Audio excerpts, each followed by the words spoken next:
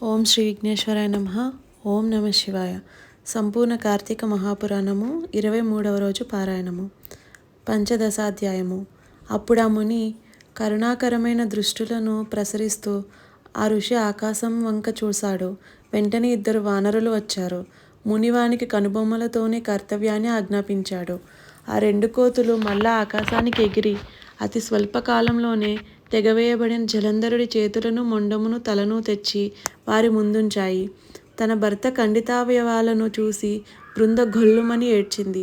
అక్కడే ఉన్న ఋషి పాదాలపై పడి తన భర్తను బతికించవలసిందిగా ప్రార్థించింది. అందుకు ఆ ముని నవ్వుతూ, శివోపహతులైన వాళ్ళని బ్రతికించడం ఎవరికీ సాధ్యం కాదు. అయినా నాకు నీ పట్ల ఏర్పడిన అవ్యాజమైన కరుణ వలన తప్పక బ్రతికిస్తాను అంటూనే అంతర్హితుడయ్యాడు. అతనలా మాయమైందే తడవుగా జలంధరుడి అవయవాలన్నీ అతుక్కుని అతడు సజీవుడయ్యాడు. కిన్నురాలై ఉన్న బృందను కౌగిలించుకుని ఆమె ముఖాన్ని పదే పదే ముద్దాడాడు. పునర్జీవితుడైన భర్త పట్ల అనురాగంతో బృంద పులకించిపోయింది. వారిద్దరూ ఆవనంలోనే వివిధ రకాలుగా సురత క్రీడలలో మునిగిపోయారు. మరణించిన మనోహరుడు మరలా బ్రతికి వచ్చాడనే ఆనందంలో బృంద వెంటనే గుర్తుపట్టలేకపోయినా ఒకానొక సురత సుఖానంతరం ఆమె అతనిని విష్ణువుగా గుర్తించి వేసింది. మగని వేషంలో వచ్చి తన పాతివ్రత్యాన్ని మంటగలిపిన ఆ మాధవునిపై విపరీతంగా ఆగ్రహించింది. ఓ విష్ణుమూర్తి, పరస్త్రీగామివై చరించిన నీ ప్రవర్తన నిందింపబడునుగాక. నీ మాయతో ఇతఃపూర్వం కల్పించిన వానరులిద్దరూ రాక్షసులై జన్మించి నీ భార్యనే హరించెదరుగాక.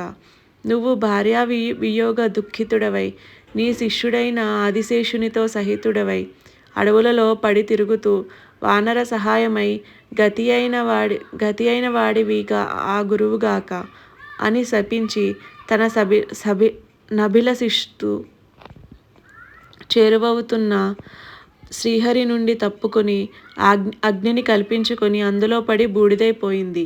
అందుకు చింతించిన విష్ణువు మాటిమాటికి ఆ బృందనే స్మరించసాగాడు. నిలువునా కాలిపోయిన ఆమె యొక్క చితాభస్మాన్ని తన తనువంతా పూసుకొని విలపించసాగాడు. సిద్ధులు, ఋషులు ఎవరెన్ని విధాల చెప్పినా విష్ణువు శాంతిని పొందలేకపోయాడు. అశాంతితో అల్లాడిపోసాగాడు. 16 అధ్యాయములు 23వ రోజు పారాయణం సమాప్తం. 24వ రోజు పారాయణం. సప్తదశాధ్యాయము. ఇక్కడ యుద్ధరంగంలో అతిలోకమైన శివ శౌర్యానికి చిన్నబిచ్చుకున్న జలంధరుడు పునః ఈశ్వరుణ్ణి సమ్మోహింపజేయదలచి మాయాగౌరిని సృష్టించాడు.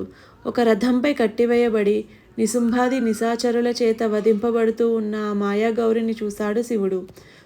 చూడగానే ఉద్విగ్న మానసుడైన ఉగ్రుడు యుద్ధాన్ని, తన పరాక్రమాన్ని, కర్తవ్యాన్ని విస్మరించి ఉదాసీనుడై ఉండిపోయాడు.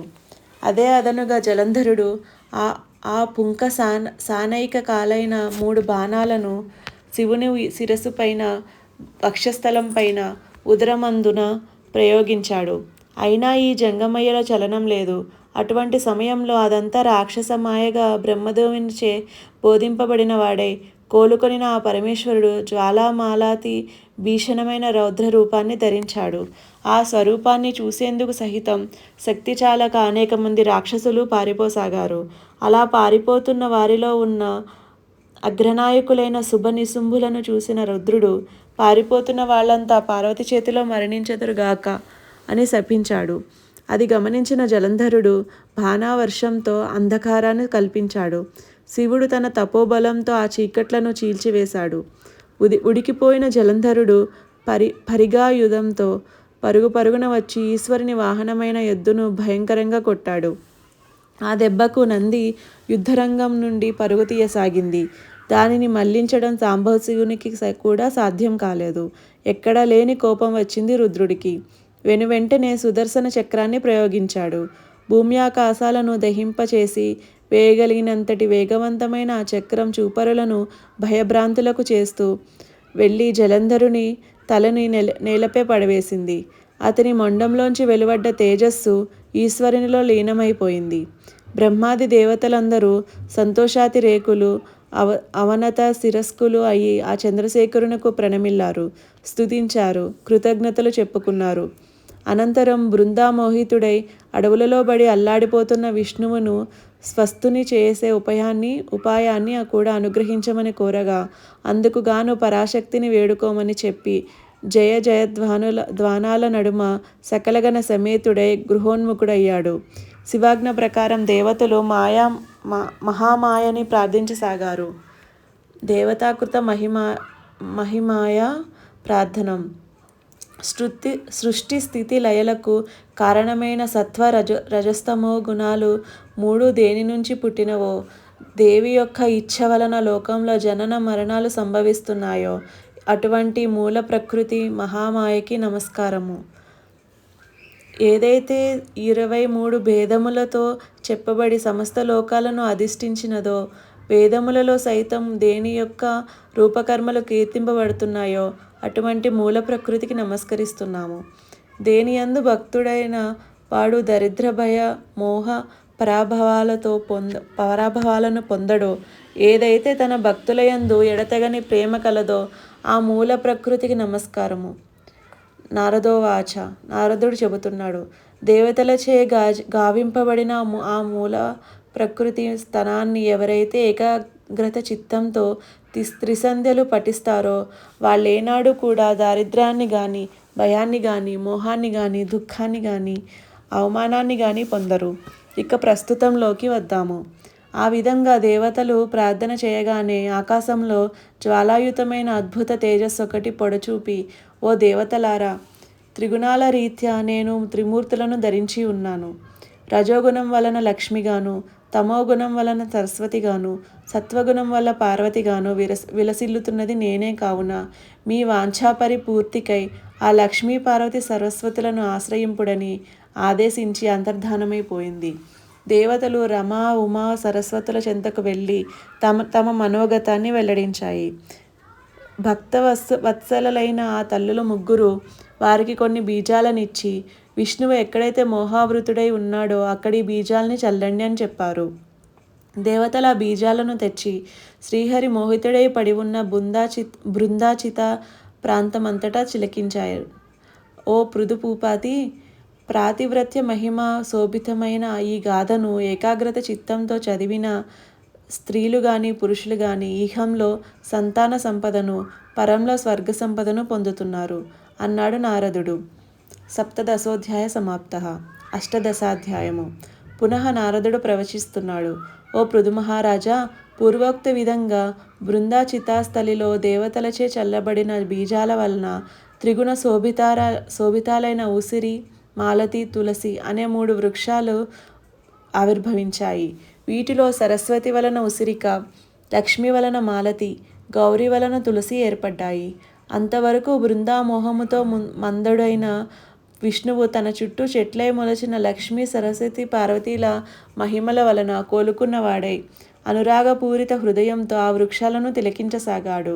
కానీ వాటిలో లక్ష్మీదత్త బీజాలు ఈర్ష్వాగుణాన్వితాలైన ఉండడం వలన ఆ బీజోత్పన్నమైన మాలతి బర్బరి నామధేయమై విష్ణువుకు ఎడమయ్యింది. కేవల అనురాగపూరితాలైన ఉసిరి, తులసి మాత్రమే పీతాంబరునకు ప్రియాంకరలాయాయి. తద్వారా విష్ణువు మోహ విముక్తుడై ధాత్రి తులసి సమేతుడై సర్వదేవత నమస్కారాలను అందుకుంటూ వైకుంఠానికి తరలి వెళ్ళాడు. అందువల్లనే కార్తీకంలో విష్ణు పూజలో ముందుగా తులసిని పూజించినట్లయితే పుండరీకాక్షుడు ఎనలేని సంతోషాన్ని పొందుతాడు. అంతేకాదు, తులసి మహిమ. ఎవరింటిలో తులసీవనం ఉంటుందో ఆ ఇల్లు సర్వతీర్థ స్వరూపమై వర్ధిల్లుతుంది. యమదూతలు అక్కడికి రాలేరు. సర్వపాప సంహారకమైన ఈ తులసి వనాన్ని ఎవరు ప్రతిష్ఠిస్తారో వారికి యమధర్మరాజు దర్శించే పని ఉండదు. అనగా నరకానికి వెళ్ళరని, పుణ్యాత్ములై స్వర్గాన్నే పొందుతారని భావము. గంగా స్నానం, నర్మదా దర్శనం, తులసీ సేవనం ఈ 3 సమాన ఫలదాయకాలేనని చెప్పబడుతోంది. తులసిని ప్రతిష్ఠించిన, తడిపిన, తాకిన, పెంచిన మానసిక శారీరక పాపాలేగాక మాటలవలని పాపాలు కూడా మటుమాయమైపోతాయి. తులసి గుత్తులతో శివ కేశవులను అర్చించినవాడు ఖచ్చితంగా మోక్షాన్ని పొందుతాడనడంలో ఎటువంటి సందేహము లేదు. పుష్కరాది తీర్థాలు, గంగాది నదులు, విష్ణువాది దేవతలు తులసి దళాలతో నివసిస్తూ ఉంటారు. ఎన్ని పాపాలు చేసిన వాడైనా సరే, ఎవడైతే శరీరానికి తులసి మట్టిని పూసుకొని మరణిస్తున్నాడో అటువంటి వాణిని చూసేందుకు యముడు కూడా భయపడతాడు. అటువంటి వాడు విష్ణు సాయుధ్యాన్ని పొందుతాడనడంలో సత్యం ముమ్మాటికి సత్యం. తులసి చెట్లు యొక్క గంధాన్ని ధరించేవాడికి పాపాలు కొంచెం కూడా అంటవు. తులసి వనపు నీడలో శ్రాద్ధ చేసినట్లయితే అది పితరులకు అక్షయ ప్రదాన్నిస్తుంది. అదేవిధంగా ఉసిరి మహిమ. ఉసిరి చెట్టు నీడను పిండ ప్రదానం చేసిన వారి పితరులు నరకం నుంచి విముక్తులవుతారు. ఎవడైతే తన శిరస్సు పైన, ముఖమందున, దేహమందున, చేతులందున ఉసిరి పండును ధరిస్తున్నాడో వాడు సాక్షాత్ విష్ణు స్వరూపుడని తెలుసుకోవాలి. ఎవడి శరీరంపై ఉసిరిక ఫలము, తులసి, ద్వారకోద్భవమైన మృత్తిక ఉంటాయో నిస్సందేహంగా వాడు జీవన్ముక్తుడేనని తెలుసుకో. ఉసిరి పండ్లని, తులసి దళాన్ని కలిపి జలాలతో స్నానమాడిన వానికి తక్షణమే గంగా స్నాన ఫలితం లభిస్తుంది.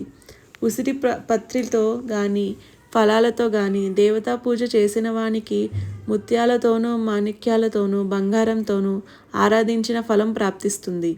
సూర్యుడు తులాగతుడైన కార్తీక మాసంలో చేయబడే యజ్ఞయాగాదులు, తీర్థసేవనలు విశేష ఫలితాలనిస్తాయి. సమస్త దేవతలు, మునులు కూడా ఈ కార్తీక మాసంలో ఉసిరికి చెట్టుని ఆశ్రయించుకొని ఉంటారు. ఏ నెలలోనైనా సరే ఎవడైతే ద్వాదశి నాడు తులసి దళాలను, కార్తీక 30 రోజులలోనూ ఉసిరిక పత్రిని కోస్తున్నాడో వాడు నింద్యాలైన నరకాలనే పొందుతున్నాడు. కార్తీక మాసంలో ఎవడైతే ఉసిరి చెట్టు నీడన భోజనం చేస్తాడో వాని యొక్క 1 సంవత్సరం దోషం తొలగిపోతుంది. ఉసిరి నీడన విష్ణు పూజ చేసినట్లయితే అన్ని విష్ణు క్షేత్రాలలోని శ్రీహరిని ఆరాధించిన పుణ్యం కలుగుతుంది.